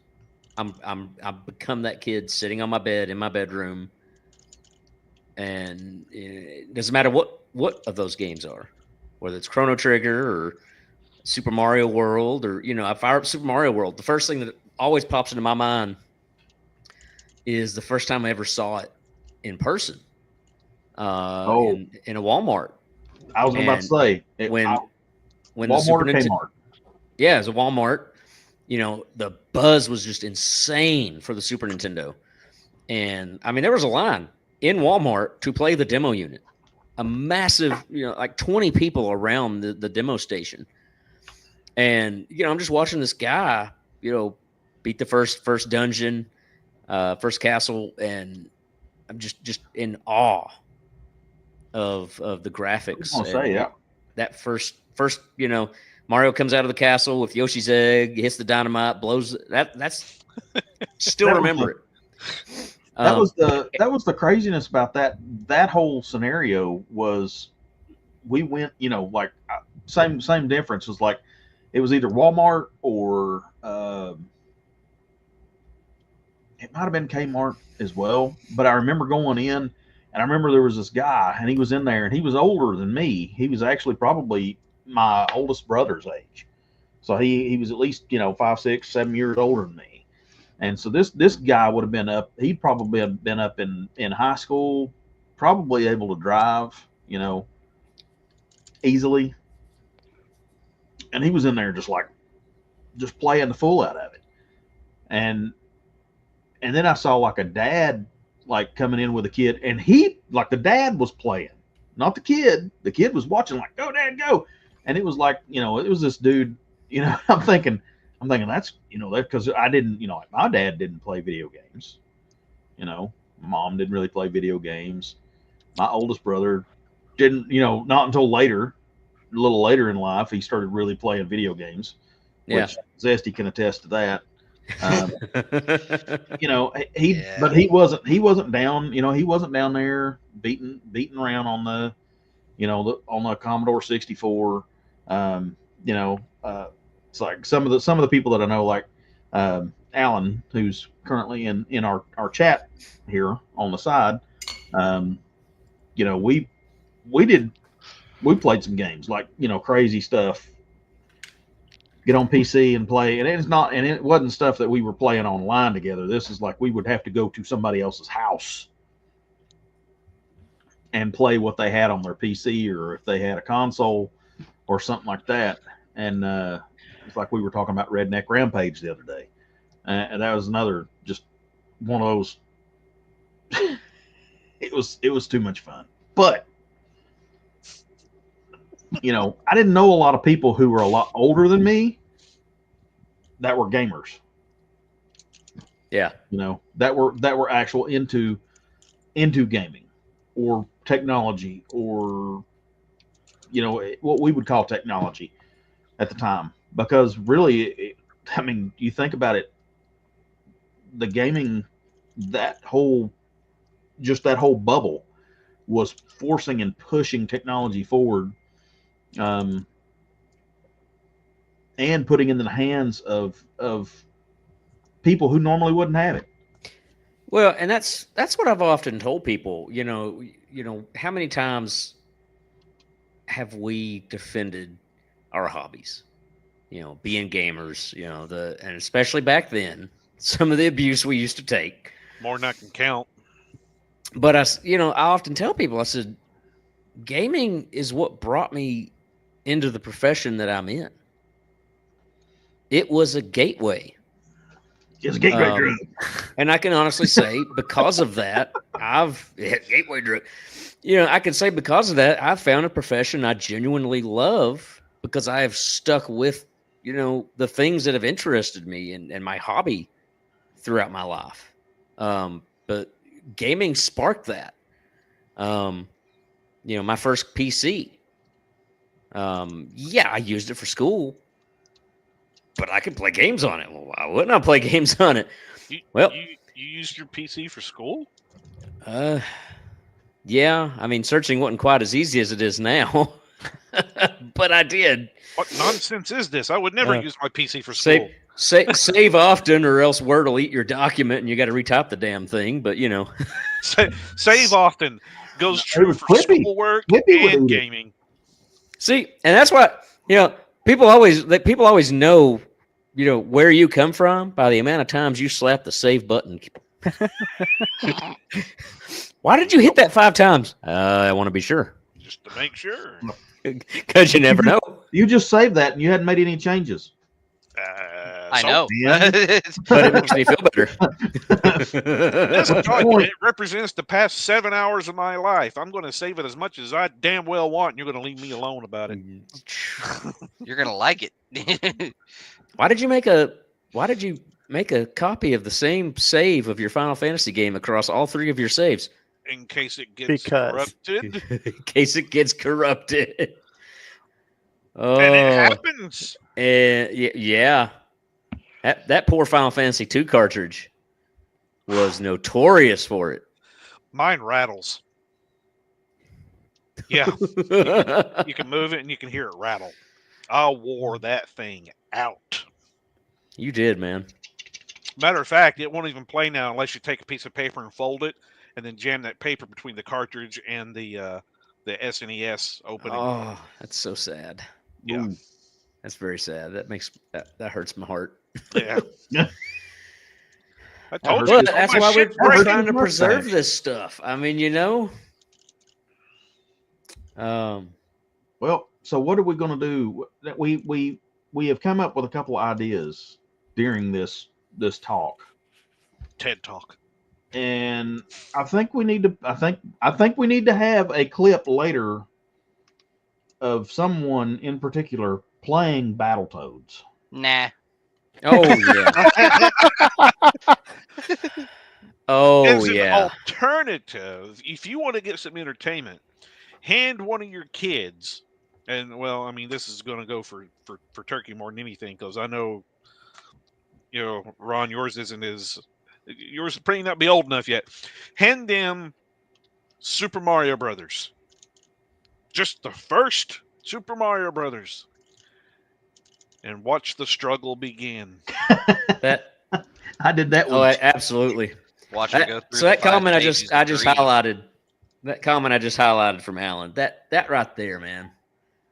Like, sometimes people want to dog you for the nostalgia and stuff, but man, those nights at your mama's or your cousins or wherever you were with your friends, man, so much of that. Oh, you and I had a lot of nights. Good Lord. You and I had a lot of nights at mutual family friends' house, too, Yep. and our great aunt's house. Yep. That right there. That's what it's about. And like I said, you fire up the old stuff and you're immediately taken back to that time. And that's, like I said, people want to dog sometimes the whole nostalgia thing, but it's just like, you don't get it. If you're dogging it, you don't get it. Yeah, well, I mean, they will. I mean, most people do in time. That's just Eventually. That's just how it goes. It's like I remember going back and going down here and doing this, and this. And, oh, hold up! You can't have that nostalgia stuff. Your nostalgia blinders or whatever they want to call it. Yeah. But just so much magic in those memories and getting together, and you go back to it. Your mind immediately takes you back to it. It becomes a comfort zone for you. I know it's easier for people to be online and party chat and things like that. But actually getting together really was some of the best stuff. Man, recently we've been doing Halo nights every now and again when we can't get together and do D&D. And I tell you what, we are just absolutely having some of the best Oh. time ever in the room together, Yes. all playing Halo. You know, even though we're using the internet to do it, it's still just an absolute blast to just scream at each other and cuss each other out. And Well, Get up, step over, And- slap somebody in the head. yeah, recently, so I was given a lecture on kind of technology and professions and stuff and what I do, and I showed an image of a 1990s, early 2000s LAN party. You know, I basically I was describing kind of where I came from, how I got into technology, exactly what we were just talking about. Yep. And I mean, seriously, Google 1990s LAN party, and any of those images is 100% accurate. yeah. The Million Man Land. And that's Played My 2 favorite is hours still the to dude die who like glues this? himself to the ceiling. Is and duct just taped to the playing on it. ceiling? Yeah. Well, but that's what I told them. And I was lecturing to some high schoolers, and I said, "This is accurate." And I said, yeah, there was some absolute craziness that went on, but I said, my gosh, what did we lose by no longer being able to do this? Yep. Because there's so many memories and fun, but I said, right here is how I got into my profession and doing what I do and why I still love what I do. And that was one of those, I was trying to actively encourage these high schoolers, that might have this interest, how to pursue that, how to do that. Don't do it. There's still fun to It's be had. allowed. You've got to have that. There's still fun to be had, but you've got to have that knack to want to explore, to ask questions, to dig and mess with the tech. And, but yeah, what did we lose by not having that anymore? And, so when we get together for our charity fundraising, that's why I love still doing that, because it brings us right back to that. Even though we're all connecting to the internet to play the games in the same room together. Now, if you really want that old feel thing, I mean, I don't see that we're going to be hooking up for a big LAN party. I mean, it's basically the internet does that for us. Right. Yeah, but still together. It's technically the same thing. It's just not, internal. But if you really want that camaraderie, you sit down in front of an SNES with a multi-tap and Bomberman, or N64 with GoldenEye. Oh my gosh, GoldenEye. Golly. The hours lost to GoldenEye. And you blink and it's 5 a.m. Yeah. WCW versus NWO.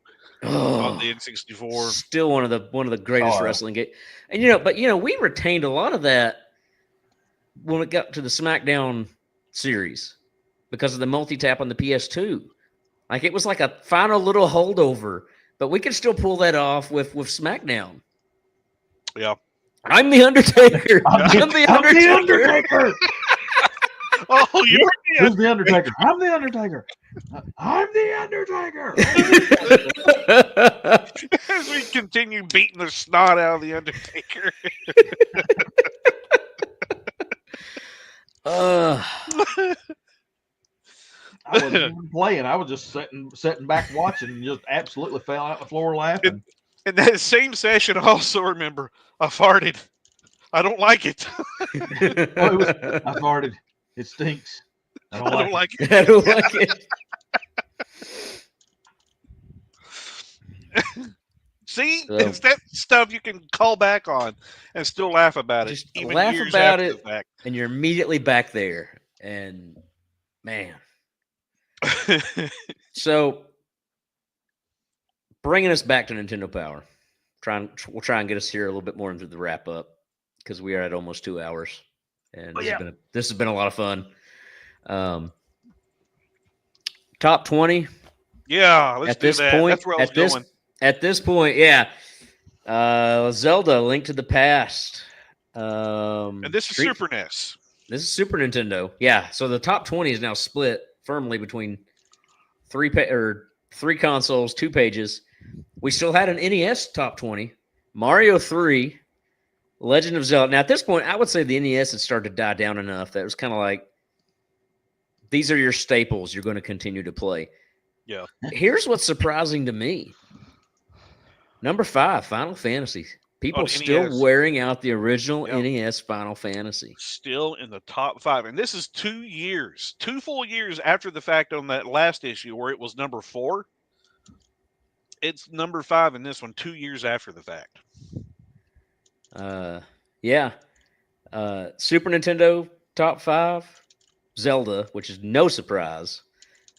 Street Fighter 2, Mario Kart, Star Fox, and NCAA basketball.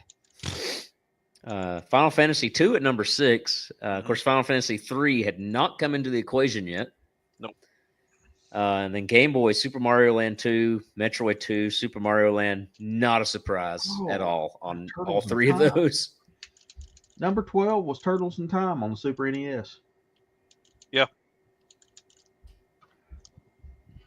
Fantastic turtle game. What a missed opportunity for that to not be on the multi-tap. I know. No what joke. Here's the thing. Back then I thought this, and right now I still think it. What the hell were they thinking? I know. That would have been Do better, Konami. Magic to put Turtles in Time with a multi-tap. And I know people have tried it. It's like, no, it just don't work. It's not possible. It was not designed at all for that. Oh, what's crazy about that? If you look at the NES, like what's on the NES, Mega Man is actually on there twice. Mega Man 2 and 3 are in the top 20 for the NES. Well, and you got 5 at number 4. Yeah, and then, there's 3. Yeah, and then I was going to say, 4. and then 5. 4. Yeah, there's 4 Mega Man games in the top 20 Oh on the yeah, NES. I didn't even see that one up top. Yeah, there is. There's 4 Mega Man games on the NES that are in the top 20. And where's Mega Man been at in the past few years? Yeah, no. What are you doing, Capcom? I just saw an article on that. Street Fighter 6. I just saw an article on that where supposedly Capcom's like, we're aware of our franchises and we're actively pursuing blah blah blah blah blah blah blah. And I'm just like, where the hell is Mega Man? He has been out. He has been incognito for many years. And I was turning around looking because I don't think I have it here. I think it's actually stashed away somewhere. So I'm not talking to the mic. I'm looking at the Mega Man 5 in the top 4. We don't have Mega Man 6 yet, but I do still have Mega Man 6. That was the last Nintendo game that I bought, and I still have it complete. In box? In box, everything. Oh, dude. Yeah. It was the last regular Nintendo Mega Man they released. And it was the last regular Nintendo game that I bought. And I still have it. Mega Man 7 came out on SNES. Yeah. Mega Man X. Man, I love not X. Mega Man 7. It is not Mega Man 7. No. It is Mega Man X. And the X2, X3. And that one, I mean, I loved Mega Man games, but they were just so freaking hard. But I love the Mega Man games. But Mega Man X was like the first Mega Man that I was just like, this is my jam. And I played the dog crap out of that game. X, to me, was the first game that they truly found a perfect balance between difficulty and fun. Yes. Like the learning curve was not so brutal that you were just like, you were ready to chuck the controller. But it kept you engaged. Looking at you, Mega Man 1. Oh, God, Mega Man 1. Or 2, or 3. Well, 2 was a cakewalk compared to 1. Oh, Jen's dipping out on us. No! Good night, Jen. Thank you for tuning in. Go to Checkpoint Gaming. Yep. Not a sponsor. Not a sponsor. Just really cool people. Yeah. We just love them. Hey, so you guys are talking about this list. if you bounce back and forth between 91 and 93, those NES games, there's a giant overlap. Even 3 years or 2 or 3 years apart. Yeah, it went from 91 to 93. So Yeah. And there's still the majority of the games on 91 are still there on 93. I'd believe that. Yeah, talks about those games. Well, 'Cause- even yeah. even here in this issue, it has the top 3. In 91, I think it has like the top. There's a few of them in the 91 issue that shows how many months they'd actually been on the chart. Right.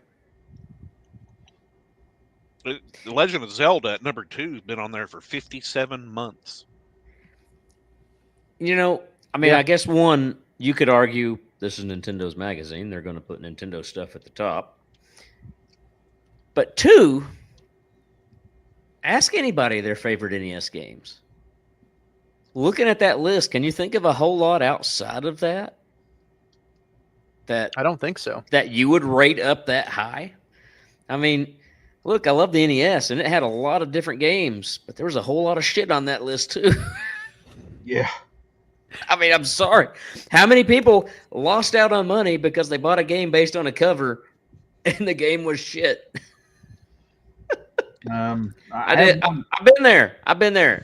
It sucks. One that's coming to mind, and there's like a whole landfill full of them. E.T. I hate E.T. I can't stand that stupid little alien. E.T. I can't. Yeah, I don't see Dodgeball anywhere on these lists. Yeah, right. That may have been too old. Where's Or Pong? Super Dodgeball. Was it Super Dodgeball? I think there was. There was Double Dragon. Double Dragon's not on this top 20 list. Yes, that actually is kind of weird to me. Because Where Double did that Dragon- come out, though? Or shoot, what's the name? No, of it? Double Dragon 2 is on the 91 list. Ghosts and Goblins or Ghouls and Goblins? See, that one was a big one. We played the full out of that one too. That's another Capcom IP that they've not done anything with.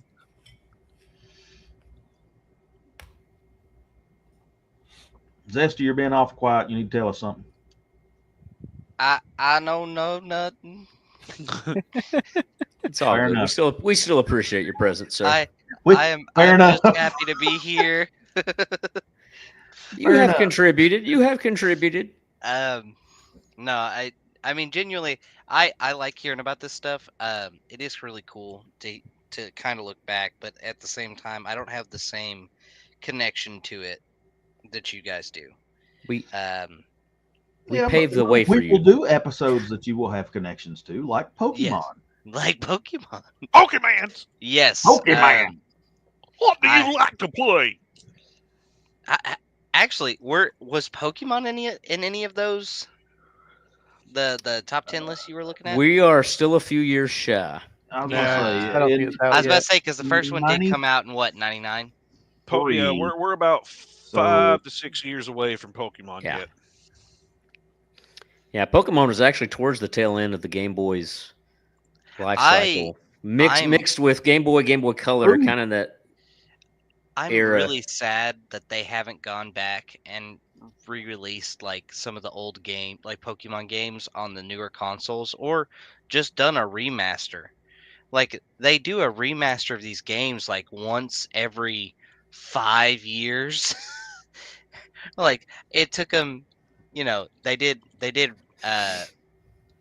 Fire Red, Leaf Green, like I don't know how many years after they came out, and then they did Heart Gold, Soul Silver, and the distance between those two was, one was still on the Game Boy, and by the time we got to Heart Gold, it was like the black cartridges on the DS. You remember, because they used to be like gray, and then they transferred to like a black cartridge. Does nobody else remember that? I remember that. Ish. Ish. I don't. I'm sorry. Okay, because they did gray, then black, and then they did the 3DS, which was white. And like the cartridges changed colors as they got newer, and so it was like that would have been 9. it wasn't until we got to the 3DS that they remastered the third gen games. I mean, like Nintendo is really slacking on some of their old IPs that people would love to see again. Or you've got the virtual console. I don't know why they continue to insist on not putting out some of the original, some of the stuff that they could on virtual console or whatever they call it now. They could work with some of these, like, because there's tons of people that post like their own fan made versions of like Nintendo games. Yeah, I've seen quite a few of those with the Pokemon. Yeah, for example.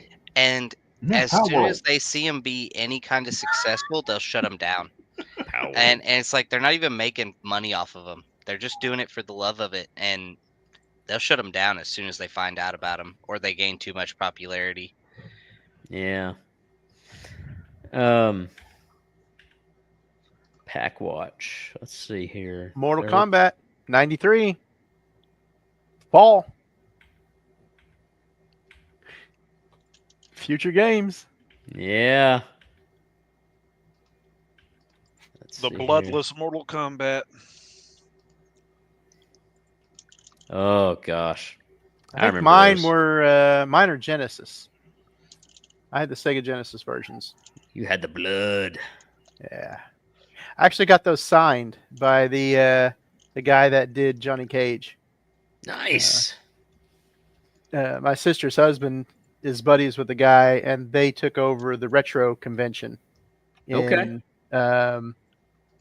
think it was in Cincy. I don't remember. Might have been Columbus.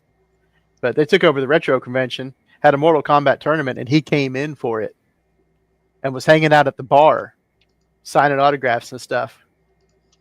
He was cool. He's a nice guy. I always love hearing experiences like that when it's like, you find out that, the person you're meeting, they're actually pretty cool. Yeah. And that they're actually human beings.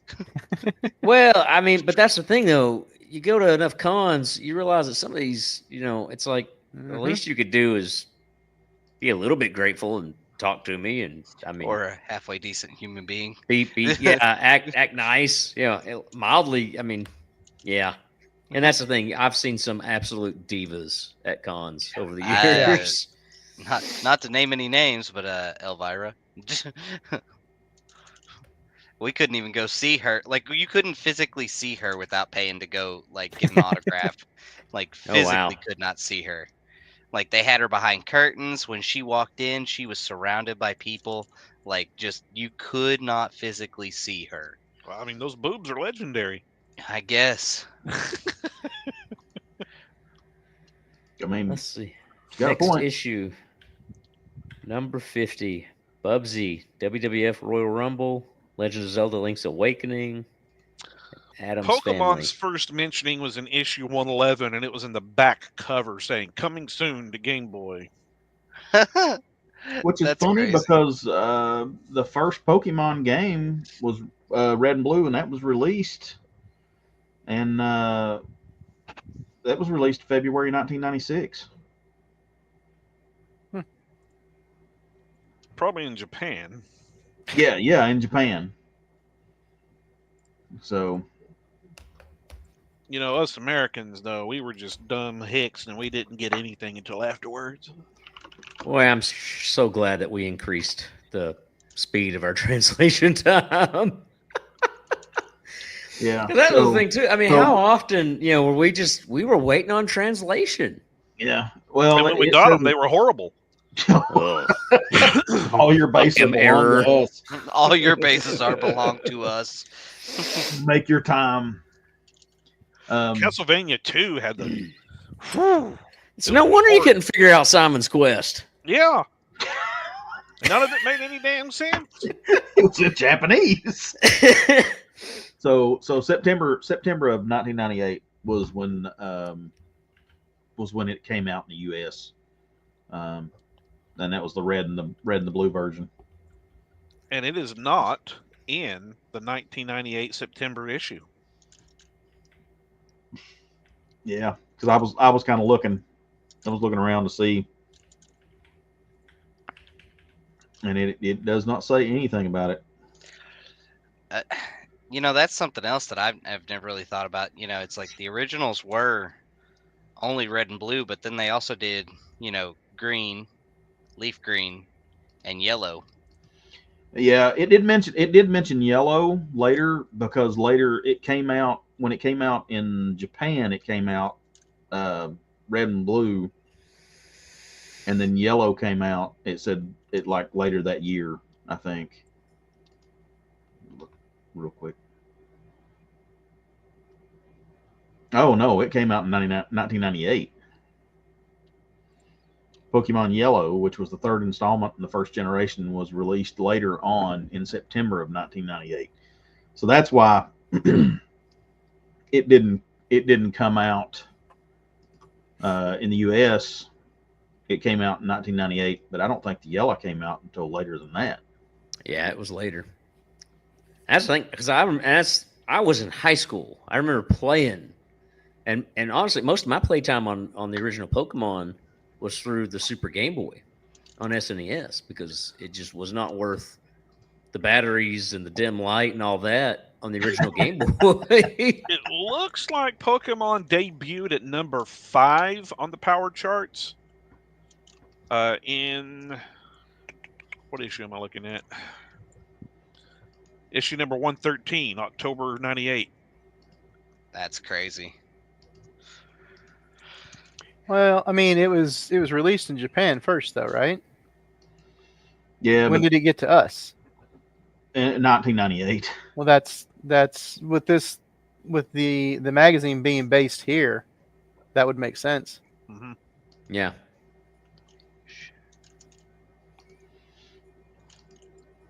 Let's see where it got to in the next issue. Hang on a second. Legend of Zelda Ocarina of Time featured on this cover. I still can't spell that. Oh, I am And flipping then- through about that same time frame. I'm looking at like the one between September September of 1998 and November of 1998. There's Turok 2, Seeds of Evil, and I love Turok. Turok was some fun. I played the crap out of that one on my 64. The next issue. and then issue 114 is Legend of Zelda Ocarina of Time. Yeah, in that issue, they changed the Game Boy top charts to just top 5. And Pokemon had fallen off of it. It's not Wow. listed. Number 1 is Link's Awakening. Number 2, James Bond 007.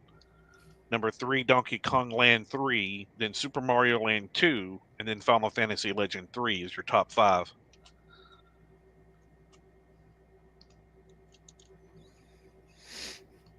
Oh wait, hold it.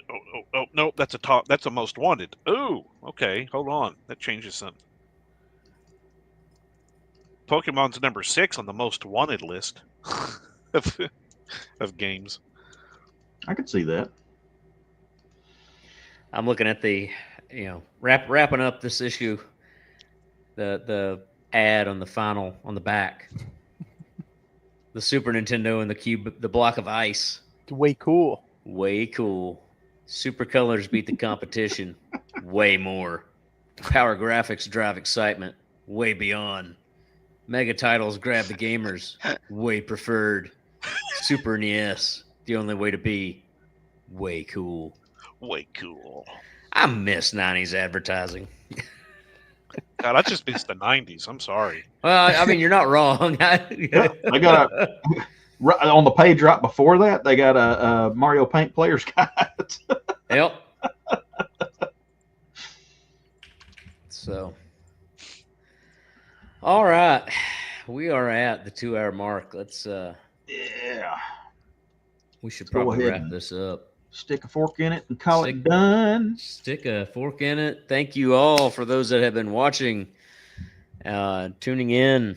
As always, appreciated. And, as always, we come in at the end with the like, share, and subscribe. And we should have done that in the Keep first 5 forgetting that. minutes. Got a Like, blast. share, and subscribe. Yeah. And honestly, comment. I miss Commodore 64 advertising. Yeah, I do too. Yep. Any of that old advertising. I mean, Just the old advertising in general, early 90s, late 80s. Cool. so, yeah. Pretty funny. Appreciate everyone that has tuned in. I like the one that stands out the most to me though is the Virtual Boy. It's post-apocalyptic, and that thing's running around snatching up people, and sucking onto their face like a alien. It did have some good Talk advertising. about a disaster. Yeah, Yeah. it was. I love mine though. But, All right. Well- Any final thoughts? like, share, subscribe. Like, share, subscribe. Like, share, and subscribe. What do you think about it, Zesty? I think that it is fantastic. To like, share, and subscribe. Yes. Like, share, and subscribe. And Tell your friends.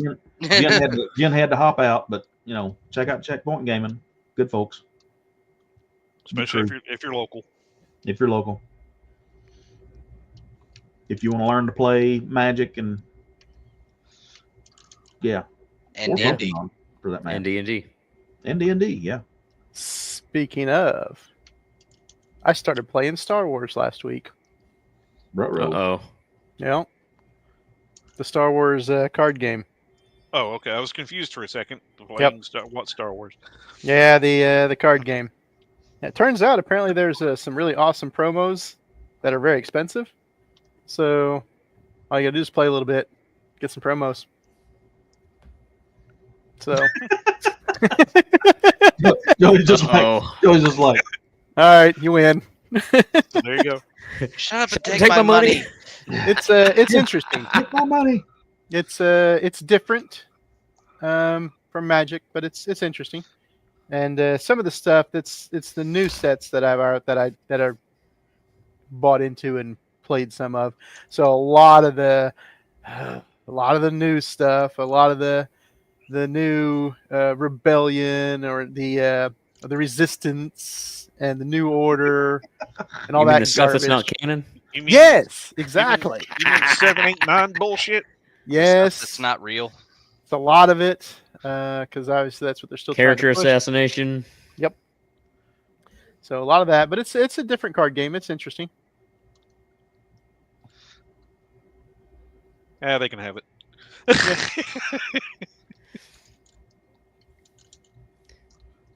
On that note, Yeah. we'll call it a night.